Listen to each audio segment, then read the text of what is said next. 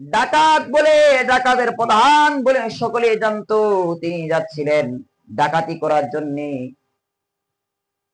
স্ত্রীর কাছে অনুমতি বাইর হবেন যে আমি আজকে ডাকাতি করতে যাব। স্ত্রী বললেন যে স্বামী আমার, এই কাজ ভালো না, ডাকাতি করতে যায় না, পারলে না খেয়ে থাকবো, কিন্তু চুরি ডাকাতি করিও না। স্ত্রীকে মারধর করে লাথি মারে চলে আসলেন, ডাকাতি করার জন্য যাচ্ছিলেন। স্ত্রী কিছু বললেন না, নীরবতা রইলেন। এদিকে দেখেন নিজামুদ্দিন আউলিয়া ছোট বাচ্চা আল্লাহ তাআলার কাছে বলি, আল্লাহ কালকে আগামীকাল আমার উস্তাদের কাছে আমি কিভাবে সবক শোনাবো, এখন আমি পড়তে বসবো, টাকার অভাবে আমি পড়তে পারতেছি না, আমি একটু তেল কিনে হারিয়ে দ্বারা পড়ালেখা করবো, তাও পারতেছি না, এই পয়সাটা আমার কাছে নাই। আমার মাও চলে গেছে, আমার বাবাও চলে গেছে, আমি এতিম, আমার কাছে টাকা পয়সা নাই। আর এদিকে বশিরউদ্দিন ডাকাত তিনি জঙ্গলের পাশ থেকে আওয়াজ শুনতেছিলেন।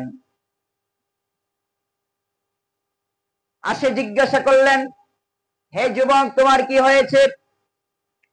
তিনার কানে এই আওয়াজগুলি গেলেন। যুবক বলতেছে, হুজুর আমি আগামীকালকে কিভাবে সবক শোনাবো উস্তাদের কাছে, এই টাকাটা আমার কাছে নাই, আমার মাও চলে গেছে, আমি এতিম, আমার গার্জিয়ান বলতে কেউ নাই, আমি এতিম একজন বাচ্চা, আমি পড়ালেখা করতে পারতেছি না, সবাই সবক শোনালে সকালবেলা উস্তাদের কাছে আমি পারবো না, কারণ আমার কাছে টাকা নাই, সামর্থ্য নাই যে আগুন ব্যবস্থা করব, সেই সামর্থ্য আবার নাই। কিনার মন নরম হয়ে গেলেন, আল্লাহু আকবার। ইতিমধ্যে সে ডাকাত বললেন, ঠিক আছে বাবা একটু দাঁড়াও, আজ থেকে আমি তোমার পড়ালেখার ব্যবস্থা করে দিব, যদি পড়ালেখা করবা তোমার সমস্ত দায়ী দায়িত্ব আমি আজকে থেকে নিয়ে নিলাম, বলি আল্লাহু আকবার। সে ডাকাত তার বশিরউদ্দিন নামে ভাইরাল একজন ডাকাত, ডাকাতের মধ্যে থেকে সে একজন লিডার ছিল।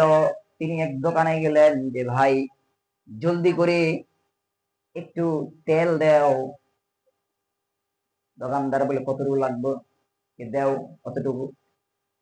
এক কাজ করেন হুজুর, ডাকাতকে বলে হুজুর আমাকে দিয়ে দেন, আমি বহন করে নিয়ে যাই। কোথায় নিয়ে যাবেন?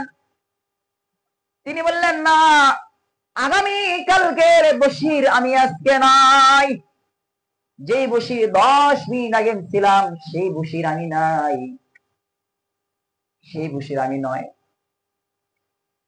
দোকানদার বলতেছে যাহা লাগে সব নিয়ে যান, তবু আমাকে এই মাথায় বহন করে কোথায় নিয়ে যাওয়া লাগবে, আমাকে নিয়ে যাইতে দিন। না বাবা নিয়ে লাগবে না। তিনি বললেন আপনার পায়ে যেতে পায়ে ধরবো, যাহা কিছু সব করবো, আপনার কাজও করে দিব, কিন্তু আপনি আমার কাজ করার জন্য সুযোগ করে তিনি বললেন। দোকানদার বললে কাজ করার বিনিময় হইলেও আপনি আমাকে জানটাকে ভিক্ষা দেন। তিনি ভয়ে আতঙ্ক, তিনি বললেন না, আগামীকালকে বসির আমি নয়।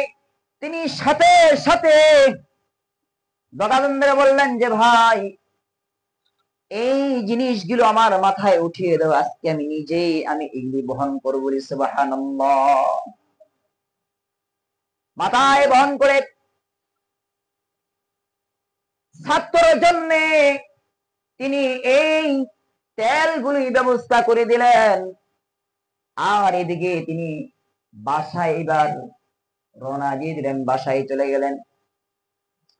বাসায় চলে যাওয়ার পর দরজার সামনে, বাড়ির সামনে দাঁড়িয়ে দাঁড়িয়ে দেখতেছে আমার স্ত্রী ঘর থেকে আওয়াজ করতেছিল, ঘর থেকে কি জানি আওয়াজ আসতেছে।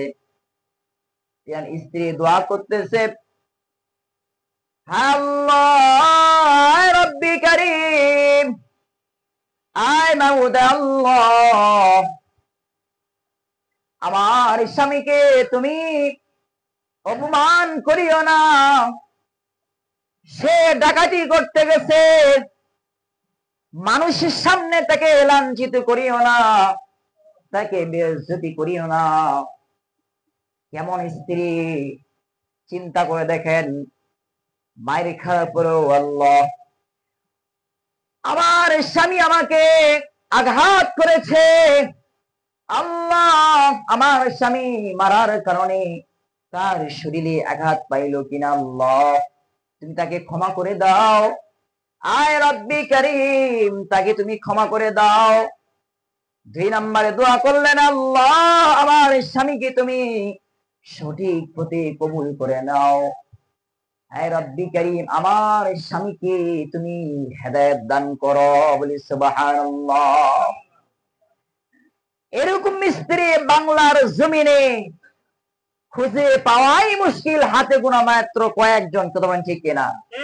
আজ আমাদের সমাজে, দেশে বিদেশে আজ স্ত্রীগণ স্বামীর অবাধ্যতা, স্বামীকে লাঞ্ছনা, স্বামীকে গালিগালাজ, স্বামীকে বদদোয়া, স্বামীকে আজকে বারবার বারবার মুখ দিয়ে লাউনের কথা এবং বদদোয়াতের কথা উচ্চারণ করে বলা ঠিক কিনা?